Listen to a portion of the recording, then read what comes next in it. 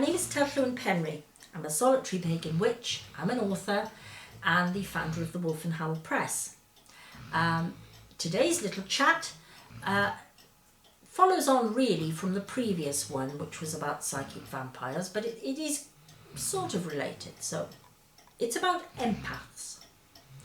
Now, when I was a girl, we never used that term. Maybe I had a sheltered life, I don't know. But we never used that term. Somebody could be sympathetic towards a situation, or they could empathise. They could feel someone else's reaction, their emotions to a situation.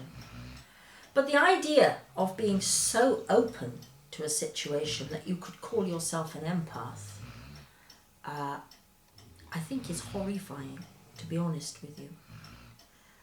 My own feeling is that we have to be very, very careful how far we open ourselves. You see, there are lots of people around us in our everyday lives, people we know well, people we don't know well. But there are lots of people around us who will take advantage of weakness. They don't see kindness as kindness. They see that person as weak. And in the same way, they don't see empathy as, oh, that person understands me. They see it as opportunity to do some damage.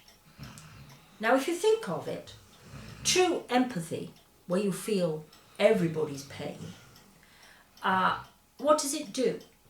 It paralyzes you. It paralyzes you to the extent where you cannot make a decision if we take it to its logical conclusion.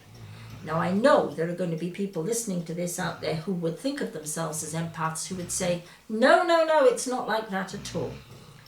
And please believe me, I am not getting at you. I am just passing on what I have learned in my life about things like empathy. The point is, each and every one of us owes it to ourselves to protect ourselves. If I hear a noise in the middle of the night and I decide to go and investigate, well, I'm going to take two things. One is a torch, so I can see what's going on. The other one is probably something like a baseball bat, just in case. But if we take the analogy of someone being an empath with my idea of going downstairs, not only do we not take a torch, we blindfold ourselves, and we take absolutely nothing with us.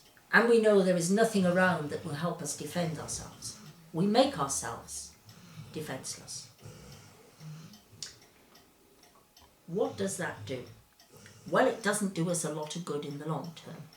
You know, in the long term, we have to say, no, there are times we have to be selective. Now, the whole point about being an empath is that by its definition, it is not selective. You are totally without any kind of defenses. A lot of people go through this. They go through it at different times in their life. Perhaps where they've been through a dreadful breakup of a relationship, or they've lost a job they loved, or, well, all sorts of things. And a lot of people go through these times when they feel completely down, you know. And the old saying, don't kick a man when he's down. You know, don't hit a man when he's down. But how many people listen to that? In my experience, quite often when you're down, that's when they kick you in the teeth. And it's exactly the same on a spiritual path. We do not allow ourselves to be totally defenseless. We have to know the basics of psychic self-defense. Not because we're going to go out and hex half the world and his brother, but because we need to know how to do it when it starts. We need to know what to listen for. We need to know what to look for. If we don't know in advance, then the attack will be already well on its way before we seek help. It's the same thing with being an empath.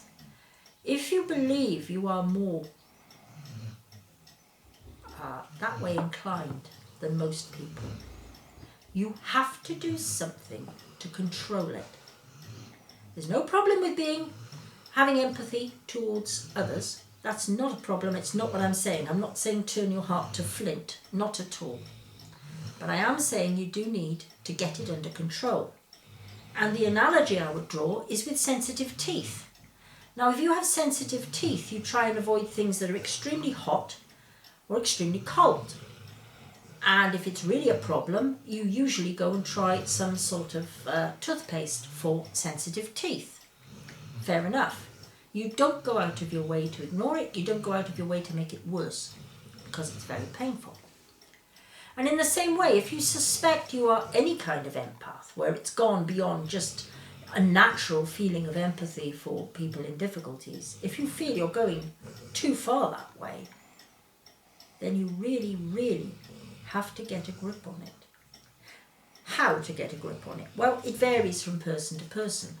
I think the very first thing is becoming aware of it. I think you have to learn to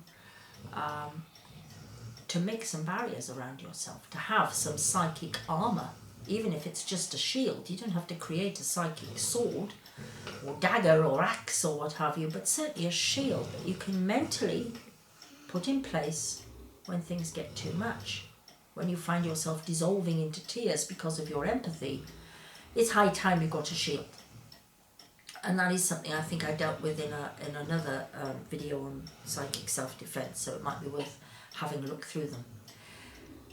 The important thing is don't ignore it. If you feel it's getting out of control, spiritually speaking, you have got to do something about it, or it's going to damage you. Okay? People will spot your weakness a mile off, and they will come and feed on you, if you like. You really do need to avoid it. So, best of luck. If you have any queries, do please let me know. Okay, I can always do another video on some aspect of this if you would like me to. Okay, but thank you very much for listening. Goodbye.